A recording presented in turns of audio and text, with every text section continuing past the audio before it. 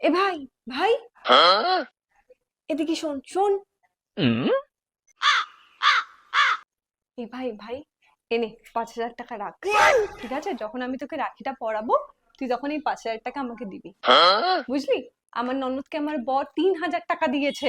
আর আমি জানি তোর কাজ বাজ নেই, তুই কিছু করিস না, তোর কাছে টাকা নেই, তাই 3 মাস ধরে আমি রাজীবের পকেট মেরে এই 5,000 টাকা জমিয়েছি। তুই যখন রাখি পরানোর সময় এই 5,000 টাকা আমাকে দিবি না, আমার বর তো খুশি হয়ে যাবে, তোর সম্মানটাও বজায় থাকবে। ঠিক আছে, তাহলে 5,000 টাকা দিবি আমাকে। চন্দ্র যে তুই, আমার সূর্য যে তুই, আমার চন্দ্র। দেখবি এবার আমার ভাই আমাকে কি গিফট দেবে। দে। 20 টাকা। হ্যাঁ। 5,000 টাকার কথা হলো না আমাদের? 5,000 টাকা? আমি কোনো কাজ বাজ করি? আমি বেকার বাড়িতে বসে আছি। বেশি কথা বলবি, এটাও নিয়ে নেবো। না, থাক, থাক, থাক।